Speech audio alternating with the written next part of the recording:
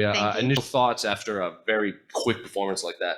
I'm really excited. That couldn't have gone any better. I really wanted to land that calf kick. We've been practicing that all camp just because I'm not used to fighting southpaws.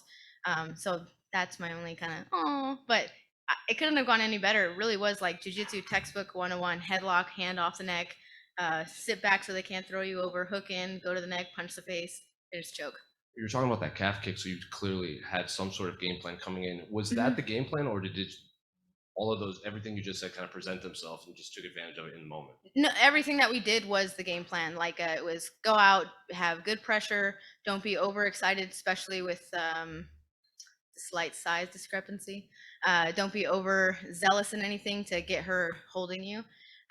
So the plan was to go in there, move, jab, calf kick, beat up her legs, and when the time was there to do the takedown. But we practiced that same body lock. She went to the headlock, and that was perfect for me. And we couldn't really tell on the back, but right out of the gate, did she hit you at all? Was that a slip or something? I did slip. It was more like a good timing on her part. I think it was what my corners were saying. It was more of my kick. I don't know if they're just trying to be nice to me or not, but I went for the jab. Maybe I didn't sell the jab good enough. And then as I went for the kick, she threw her lead hand. Was it her lead hand? Yeah, I think it was her lead hand. And it did hit me right there. And finally, you and Benson in Media Day said fight week wasn't overly stressful. It was pretty normal being here. But now that it's over, is there anything this week that maybe you didn't expect, or was still just now that the fight's over, you could talk about? Like, no, it really was like pretty ideal for us. I normally join him during fight weeks when I can with our kids. It makes it a little bit harder, but it was really nice to kind of be there with each other. Josh Thompson said it well when he spoke with us before the fight, and he's like, "You both know what you're doing. You trust him. He trusts you. Like, I know you, that's not a thing." And that wasn't a thing. Ben trusts me to go in there and get the job done, and I did. And I trust him to do the same thing. So it's not really stressful for either one of us to kind of be here together with each other. It's almost better, you release serotonin, you release oxytocin being with each other. So I mean, a quick win like that, Maria, how quickly do you kind of want to get back in there now? Didn't take any damage. Well, if Bellator wants to give me another opportunity, and whatever is presented to us, that's when we'll take it. So. Did Benson say anything like specific about the performance? Obviously not much to assess, but right afterward. He said that was perfect. Could have done any better. He said it was perfect. He's like, that's exactly what we wanted to do in there. Go in there and finish it. I think they wanted, because of certain issues, they wanted a little bit more of a spectacular finish.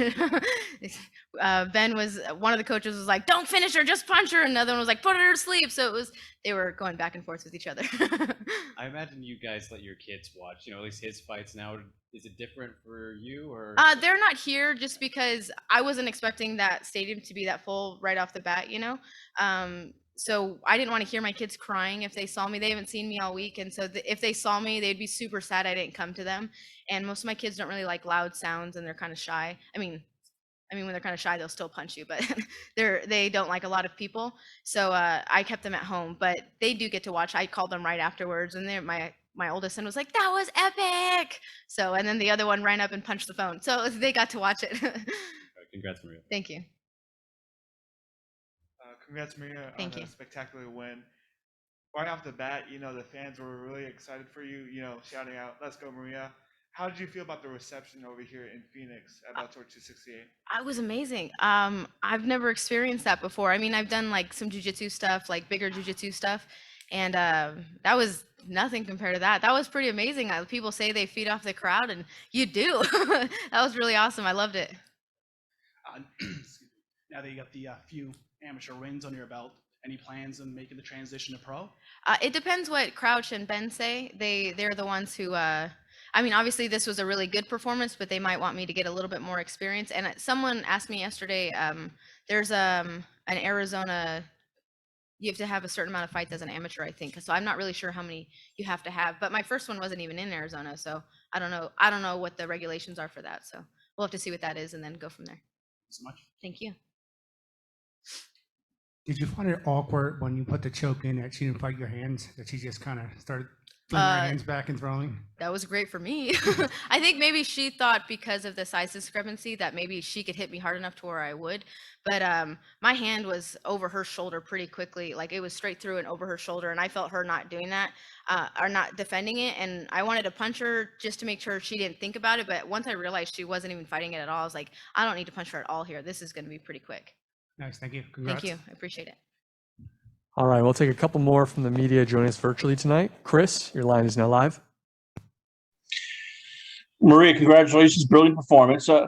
How tough is it maintaining these two careers now? I mean, you're a fledgling MMA fighter, which means you're training, you're working, you're doing all that. You're also a mother of 3 kids. You're four kids. You have a husband here. You run the house. You do everything here. So how tough is it literally making sure that one doesn't suffer because the other 2 jobs are going, yeah, we need your attention 24/7. And there is no sleep. You know better than anybody. You never sleep. You're just always just like awake and running, rampant.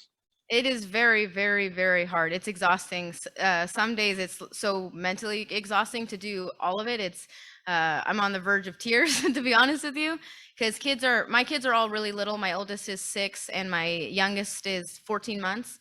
And she misses me like crazy right now. I don't get to see her quite as much. And I mean, I get to see her, but she goes to nap and then I leave during her nap and then I leave while she's sleeping and then I come back and she goes to bed an hour later from off and on from practices.